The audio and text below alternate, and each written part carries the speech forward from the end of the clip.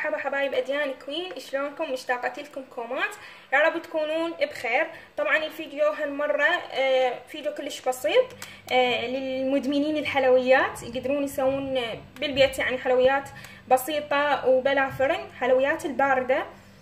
مكوناتها هي طبعا جاهزة، بس انتم تقدرون تسوون اضافات وحلويات مختلفة. هسه راح تشوفون هذه كيكة عادية، هاي النوعية مال كيك. راح افرغها بهذه الطاسة، شوفون بهذا الشكل. راح افركثها او امردها،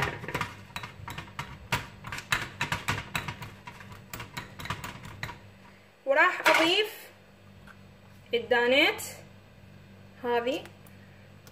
تقدرون تضيفون نوتيلا او حليب او اي شيء انتم تحبوه.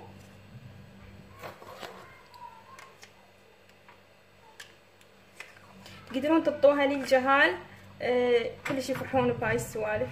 والخطار همينه، وحلويات رمضانية باردة هم ان شاء الله تعجبكم. انا مجربتها يعني وكلش طيبة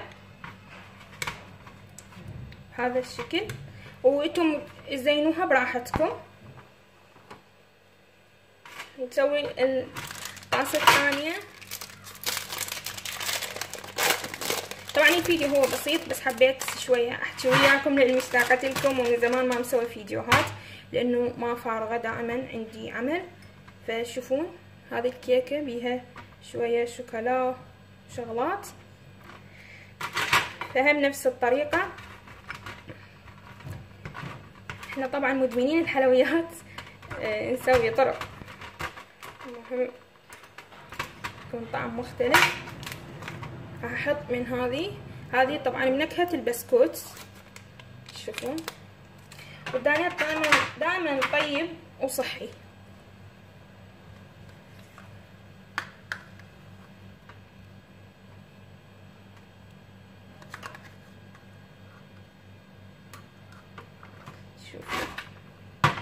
وراح شوية ازينها.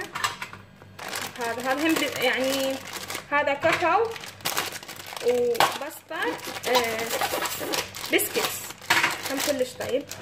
تقدرون تحطون بغراش او فستق او اي شيء انتم تحبوه.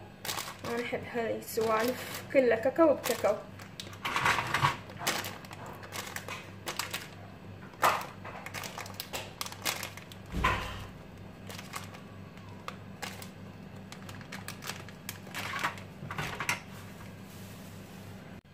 وهسه صار بهذا الشكل اللطيف الحلو. تقدرون تقدمون حلوى باردة برمضان او للاطفال، او انتم العصرية شوية تتونسون بالحلويات وبالاكل. انا زاد وزني طبعا من الحلويات، بس مدمنة. تشوفون، والف عافية. ان شاء الله استفاديت من الفيديو، وباي باي.